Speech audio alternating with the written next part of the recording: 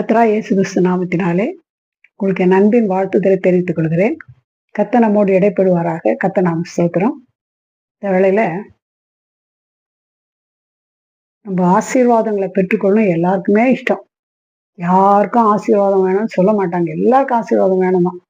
இப்போ ஆசீர்வாதத்தை கர்த்தர் தான் நம்மளுக்கு ஆசீர்வாதத்தை கொடுக்கறது. அவருக்கு ஒரு ஆசீர்வாதத்தை கொடுத்தா அது யாரும் என்ன பண்ண முடியாது, கூட்டவும் முடியாது, குறைக்கவும் முடியாது, ஒண்ணுமே செய்ய முடியாது. அதனோட வேதனையும் கூட்ட மாட்டார். அப்போ இந்த ஆசீர்வாதம் 100க்கு 100 கிடைக்கணும்னு சொன்னா நம்ம என்ன செய்யணும்? இதை நம்ம கத்துக்கணும்னு வச்சுங்களேன், இதை ஃபாலோ பண்ணீங்கன்னு வச்சுங்களேன், கர்த்தர் 100% ஆசீர்வாதம் நமக்கு கொடுப்பார். இந்த பைபிள்ல ஈசாக்குன்ற ஒரு மனுஷன், யாருனாக்கா ஆபிரகாமுடைய மகன் ஈசாக்கு. ஒரே ஒரு பிள்ளை, 75 வயசுல வாக்கு கொடுத்தாரு. 100 வயசுல தான் அந்த குழந்தை பிறந்தது. 100 வயசுல ஒரு மகன் பிறந்தார். அந்த 100 வயசுல பிறந்த அந்த ஆபிரகாம் மகன் ஈசாக்க கர்த்தர் ஆசீர்வதிச்சார். பாருங்க, ஆதியாகமம் 26:12-13 பார்க்கும்போது, ஈசாக்கு அந்த தேசத்திலே விதை விதைத்தான்.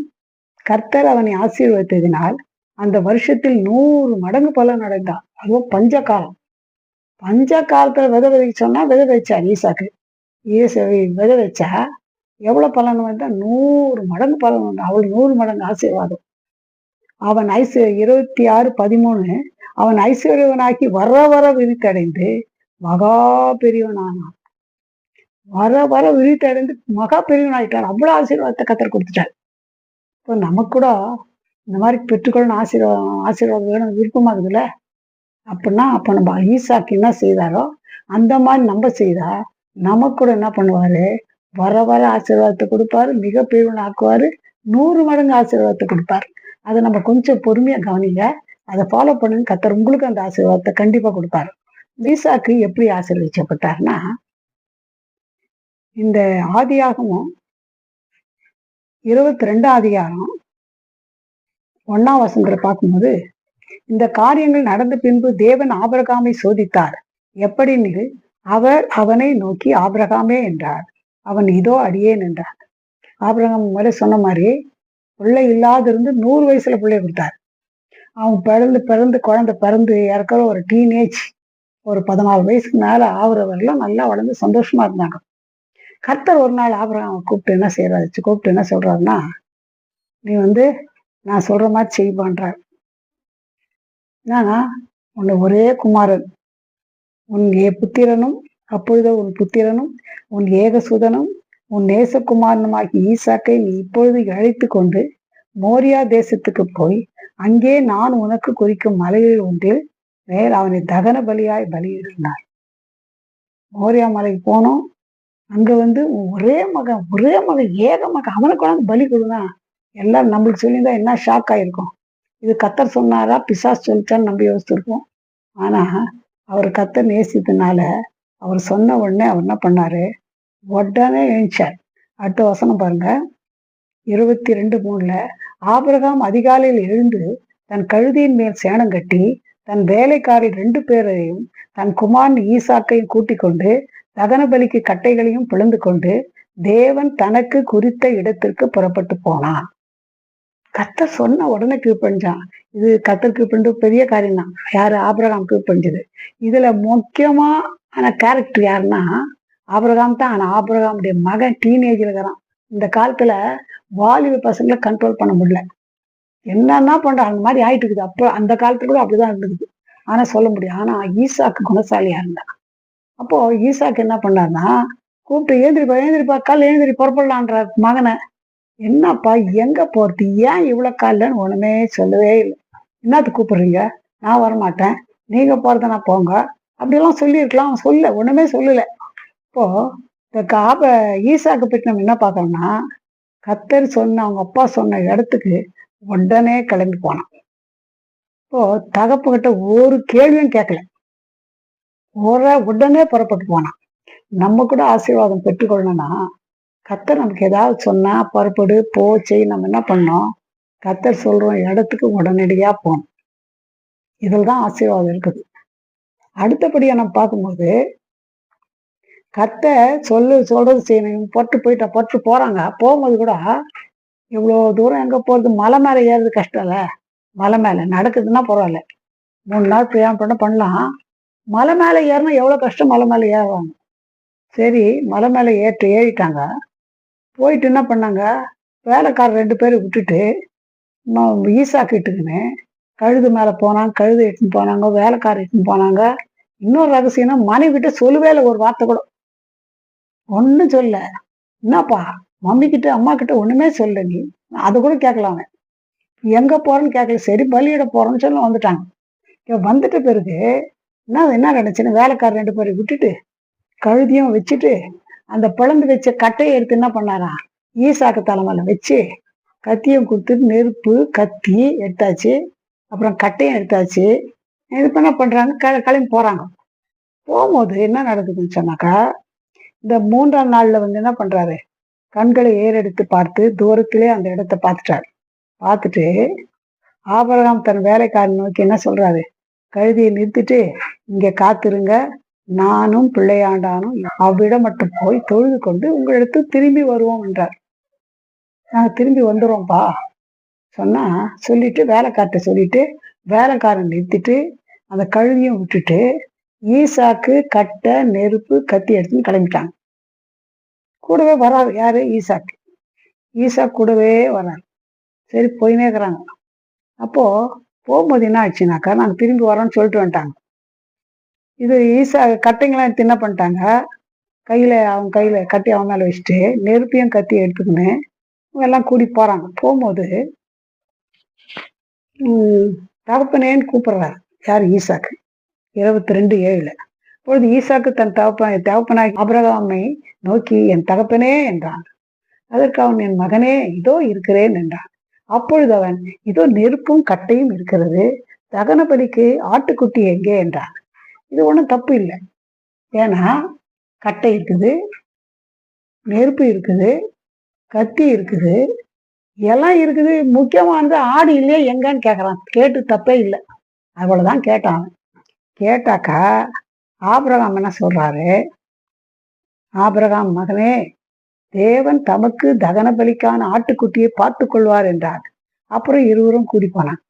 கத்தர் பார்த்துக்குவாருப்பானா, அப்ப கூட அது எப்படி பார்த்துக்குவாரு, எது எப்படி பார்த்துக்குவாரு, எங்க வரோம் காட்டி இப்ப எடுத்துன்னு போனா தானே பலி. இப்படி எல்லாம் சொல்லவே இல்லை அவன். பலிக்கு ஆட்டு எடுத்துன்னு போனா தானே பலி கொடுக்க முடியும். அப்படி எங்க பார்த்துக்குவாரு, எப்படி பார்த்துக்குவாரு, அப்படி கேட்கவே இல்லை. பாருங்க எவ்வளவு அருமையான ஒரு பிள்ளை.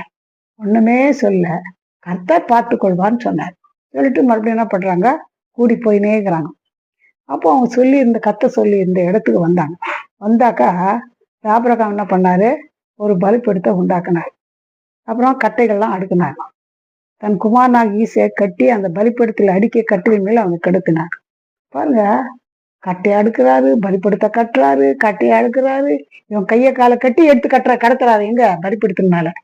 அப்போ என்ன டாடி, என்னப்பா என்னையே கையை கட்டுறீங்க, ஆடு பார்த்துக்குவாருன்னு சொன்னீங்களே, எங்க ஆடு எங்க போச்சு, எப்படி சொன்னீங்க, என்னையா கட்டுறீங்கன்னு சொல்லவே இல்லை. இந்த காலத்து பிள்ளைங்களாம் என்ன பண்ணுவாங்க, கத்தியை வாங்கி அப்பனே கொலை பண்றவங்க அப்படித்தான் இப்போ சூழ்நிலை. வெட்டுருவாங்க, தூக்கிட்டு போட்டு ஓடினே இருப்பாங்க. ஆனா ஈசாக்கு 100 மடங்கு ஆசீர்வதிக்கப்பட்டது காரணம் சொன்னபடியே செய்தார். சொன்ன இடத்துக்கு போனார். கூட அப்பா சொன்ன கூடவே போனார். சொன்னார். என்ன சொன்னாரு, கத்தரு பார்த்துக்குவாருன்னா அதையும் கேட்டுக்கினார். அவர் தான் என்ன பண்ணிப்பார், இதுப்பா இந்த கல் எடுத்து வை, அந்த கல் எடுத்து வை, கட்டையை வை, அதான் அடுக்கு எல்லாமே செய்திருப்பார். சொன்னதெல்லாம் செய்தார். கையை காலையும் கட்டி கடத்தினாலும் ஒண்ணுமே பேசல. என்னையா கட்டுறீங்கன்னு கேட்கவே இல்லை. பாருங்க எவ்வளவு தாழ்மையான ஒரு பிள்ளை, எவ்வளவு அருமையான ஒரு பிள்ளை பாருங்க. இப்போ நம்ம கூட நம்ம பிள்ளைங்களை அப்படி வளர்க்கணும். கண்டபடி பேசுற மாதிரி இருக்கக்கூடாது. இதுக்கும் காரணம் என்னன்னா, ஆபிரகாமுடைய சாட்சி. ஆபிரகாம் சாட்சியா தகப்பன் மகன் முன்னால சாட்சியா இருந்ததுனால்தான், அவ்வளவு அருமையா வளர்த்ததுனால்தான் அவனும் அந்த மாதிரி செய்தார். அப்போ சொன்னதெல்லாம் செய்தான்.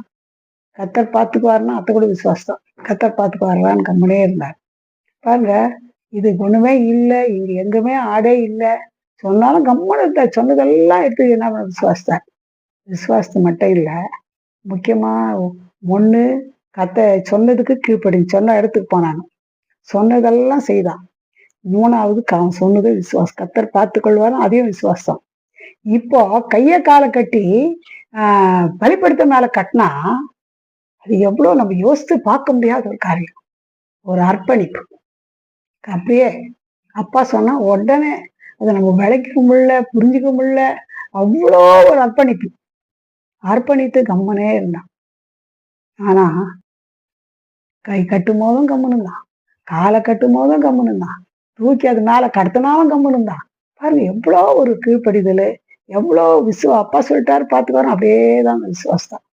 முக்கியமான ஒரு காரியம் என்னன்னா, அப்ப என்ன பண்ணுவாரு, அப்பொழுது தூதனானவர் என்ன செய்ய, பின்பு ஆபிரகாம் தன் குமாரனை வெட்டும்படிக்கு தன் கையை நீட்டி கத்தியை எடுத்தான். கையை நீட்டி கத்தியை எடுக்கிறான். கத்தி ஓங்கல, கத்தியை எடுக்கிறான், அவ்வளவுதான். எடுக்கும் போதே கர்த்தர் பெரியவர், கர்த்தர் நல்லவர். அப்பொழுது கர்த்தருடைய தூதனானவர் வானத்திலிருந்து ஆபிரகாமே ஆபிரகாமே என்று கூப்பிட்டார். அவன் இதோ அடியேன் என்றான். அது 12ஆம் வசனத்துல, அப்பொழுது அவன் பிள்ளையாண்டான் மேல் உன் கையை போடாதே, அவனுக்கு ஒன்றும் செய்யாதே, நீ அவனை உன் புத்திரன் என்றும் உன் ஏக சுதன் என்றும் பாராமல் எனக்காக ஒப்பு கொடுத்தபடியால் நீ தேவனுக்கு பயப்படுகிறவன் என்று இப்பொழுது அறிந்திருக்கிறேன் என்றார். ஆபிரகாமுக்கு தேவனுக்கு பயந்துதான் இவ்வளவும் செய்தார். ஆனா ஆபிரகாம் செய்து கரெக்ட் தான். அவர் 100 வருஷமா எவ்வளவு வருஷமா கத்தருக்குள்ள இருக்கிறார். இவ்வளவு கத்தர் அற்புதம் செய்ய எல்லாமே கத்தர் கீழ்ப்படிஞ்சு வந்து கத்தர் சொன்னபடி என்ன பண்ண ஒப்பு கொடுத்துட்டார். என் பிள்ளைய நான் ஒப்பு கொடுத்துட்றேன். எது ஊழியத்துக்கே இந்த காலத்துல விட மாட்டேன்றாங்க. ஊழியக்கார பிள்ளைங்களுக்கு ஊழியத்துக்கு விட மாட்டாங்க. இது அப்படி இல்லை. என்ன சொன்னாரு, இத பலி கொடுக்க சொன்னார், வெட்ட சொன்னார். பிள்ளைய வெட்டுறதுக்கு ஓகேன்ட்டார். இது ஒரு பெரிய காரியம் தான். ஆனா அதோட பெரிய காரியம் என்னன்னா, ஈசாக்கு தன்னை அர்ப்பணிச்சான். எங்க அப்பாவை வெட்டிட்டா கூட சரி, சொன்ன மாதிரி செய்யறேன்னு அர்ப்பணிச்சிட்டான். அந்த அர்ப்பணிப்பு தான் ரொம்ப முக்கியம். தேவ சித்தத்துக்கு அர்ப்பணிக்கிறது ரொம்ப முக்கியம். இந்த குணத்தெல்லாம் கத்தர் பார்த்தாரு. அர்ப்பணிச்சு ஒன்னும் வாயே பேசல. பிள்ளையாண்டர் மேல கையை போடாதன்னாரு. பார்த்தா கரெக்டா வேலியில கொம்பு ஆடு என்ன பண்ணுது, கொம்புல சிக்கின்னுக்குது முள்ளுல. அப்புறம் கொண்டாந்தாரு. ஈசாக்கு பதிலா அந்த ஆடை பலியிட்டார். அவர் சொன்ன மாதிரியே 2 பேரும் திரும்பி போயிட்டாங்க வீட்டுக்கு. இப்போ இதுல இருந்து நமக்கு என்ன தெரியுதுன்னா, கர்த்தர் நம்ம ஆசீர்வதிக்கணும்னு சொன்னா கர்த்தர் சொல்றதுக்கு நம்ம என்ன பண்ணோம், கீழ்ப்படி. உடனடியா சொல்ற மாதிரி செய்யணும். தகப்பன் சொன்ன மாதிரி ஈசாக்கு போனார். அது மட்டும் 2வது சொன்னபடியெல்லாம் செய்தான். கர்த்தர் சொல்ற மாதிரி நம்ம 2வது செய்யணும். 3வது என்ன செய்யணும்னாக்கா, கர்த்தர் சொல்றத விசுவாசிக்கணும். விசுவாசம் இல்ல, கர்த்தர் பார்த்துக் கொள்வார்னா விசுவாசம். அதெல்லாம் சும்மா கதை, இதெல்லாம் நடக்கிற கையா, எங்கிருந்து வந்துடும், நம்ம எட்டும் போவது அங்க எங்க வந்துடும் ஆடு, அப்படியெல்லாம் கூட ஒண்ணுமே பேசல. அப்போ அவர் கர்த்தர் சொன்னது, அப்பா சொன்னது, அவன் பிள்ளை விசுவாசம். கர்த்தர் பார்த்துக் கொள்வார்னா மறு பேச்சே பேசல. அதே மாதிரி அந்த விசுவாசப்படியே கர்த்தர் என்ன பண்ண நடத்தினாரு. அது மட்டும் இல்ல, கடைசியில ஆடை இல்லை, ஒன்னும் இல்லை, கட்டியே எடுத்து பலிப்பீடத்துல கடத்திட்டாலும் என்ன செய்தாருன்னா பொறுமையா அர்ப்பணிக்கிறார். நான் அர்ப்பணிக்கிறேன் ஆண்டவர். இப்ப கர்த்தர் நம்மளுக்கு என்ன எதிர்பார்க்கிறாருன்னா, கர்த்தர் சொல்ற மாதிரி நம்ம கேட்கிறோமா, கீழ்ப்படுகிறோமா, அர்ப்பணிக்கிறோமா, ஒரு காலம் கர்த்தர் கைவிடவே மாட்டார். பாருங்க, அவர் சொன்னார் விசுவாசமா கர்த்தர் பார்த்துக் கொள்வாருன்னு கர்த்தர் பார்த்து கொண்டார். கரெக்டா அந்த நேரத்தை அவ்வளோ தான் அங்க வந்துச்சு. இப்போ கர்த்தர் எதுவுமே செய்ய முடியாது. அவர் ஒரு எபிரேயர்ல என்ன படிக்கிறோம்னா, ஒரு வேளை கர்த்தர் பலி சொல்லி பலி கொடுத்துட்டா கூட ஈசாக்களும் சந்ததி விளங்கும்னு கர்த்தர் சொன்னார் இல்லையா. அதனால ஈசாக்கு என்ன பண்ணுவாரு, பலியிட்டா கூட உயிரோட கொடுத்துருன்னு அவர் விசுவாசாருன்னு எபிரேயர் 11ஆம் அதிகாரத்துல படிக்கிறோம். ஆனா இங்க முக்கியமான யாருக்கு அர்ப்பணம்னா, ஆபிரகாம் மட்டும் இல்லை, ஈசாக்கு. இந்த குணங்கள் ஈசாக்குல இருந்ததுனால்தான் 100 மடங்கு ஆசீர்வதித்தார். நம்ம கூட கர்த்தருக்கு கீழ்ப்படிந்து கர்த்தர் சொன்னபடி செய்து விசுவாசு நம்ம முற்றிலும் அர்ப்பணிக்கும் போது கண்டிப்பா நம்ம 100 மடங்கு கர்த்தர் ஆசீர்வதிப்பார். கேட்கிற யாரா இருந்தாலும் சரி, உங்களை 100 மடங்கு ஆசை 100 மடங்கு உங்களை ஆசீர்வதிக்கணும்னு கர்த்தர் விரும்புகிறார். இதை செய்யும் போது கர்த்தர் அற்புதம் செய்வார். நம்ம ஜெபிக்கலாம். எங்களை நேசிதான பரம்பிதாவே, நல்ல வேலைக்காக நன்றியோடு துதிக்கிற ஐயா. உடைய பாதப்பட வர தேவி கொடுத்த நல்ல தருணத்துக்காக நன்றியோடு துதிக்கிற ஐயா. ஆண்டவரே, ஈசாக்கு விதவைத்தான் 100 மடங்கு பலன் தந்தீங்கப்பா. அந்த நாளுக்கு நாள் விருத்தி அடைந்து அவன் படிக்கிறோம்ப்பா. இது ஒரு சாதாரண காரியம் இல்லை. கர்த்தர் ஆசீர்வதிச்சார் என்றால் ஆண்டவரே அவனுடைய கீழ்ப்படிதலை பார்த்தீங்கப்பா. ஆண்டவரே தகப்பனுக்கு கீழ்ப்படிந்தாரப்பா, சொன்னபடியெல்லாம் செய்தார, சொன்னதெல்லாம் விசுவாசப்பா. கர்த்தாவே, தகப்பனுக்கு மறு பேச்சே பேசலப்பா. தன்னை முற்றிலுமாய் அர்ப்பணித்தான்ப்பா. இந்த குணத்தை பார்த்துதான் நீ ஈசாக்க 100 மடங்கு ஆசீர்வதிச்சீங்கப்பா. இதை கேட்கிற யாரா இருந்தாலும் கத்தாவே 100 மடங்கு ஆசீர்வாதத்தை விரும்புகிற யாரா இருந்தாலும் இப்படி கத்தா முழுதுமாய் தேவ சித்தத்துக்கு ஒப்பு கொடுத்து நீ சொல்றபடி கேட்டு அப்பா நீ சொல்றபடி செய்து அந்த முற்றிலுமாய் அர்ப்பணிக்க நீங்க உதவி செய்யுங்கப்பா. அப்படி செய்கிற யாரா இருந்தா அவளை ஆசீர்வதித்து நாளுக்கு நாள் விருத்தி அடைய நீங்க செய்வீங்க எனக்கு விசுவாசிக்கிறப்பா. ஒரு அற்புதம் செய்யுங்க, பாதுகாத்துக் கொள்ளுங்கப்பா. நாம் மைப்படுத்திக் கொள்ளுங்க, பெரிய காரியம் செய்யுங்க. பொறுப்புள்ள கருத்துக்குள்ள நாங்க தாழ்த்துறப்பா. எவ்வளோ கஷ்டத்துல இருக்கலாம், துன்பத்துல இருக்கலாம், தொல்லையில இருக்கலாம், கோர்ட்டு கேஸ்ல இருக்கலாம், பிரச்சனையில இருக்கலாம், வேதனையில இருக்க எதுவா இருந்தாலும் பிள்ளைகளை மறுபடியும் தம்முடைய கருத்துல தாழ்த்து தருகிறப்பா. இந்த நாளில யார் யார் தங்களை அர்ப்பணிக்கிறாங்களோ ஒப்பு கொடுக்குறாங்களோ ஆண்டவரே சித்த நான் செய்யறேன்ப்பா என்னை ஆசீர்வதின்னு யார் யார் கேட்கிறாங்களோ அவளை நீ ஆசீர்வதித்தும் நான் மைப்படுத்திக் கொள்ளுங்க, பெரிய காரியம் செய்யுங்க. பொறுப்புள்ள கருத்துக்குள்ள நாங்க தாழ்த்தலாம். இயேசுவின் நாமத்தில் ஜெபம் கேளும் பிதாவே, ஆமென். God bless you.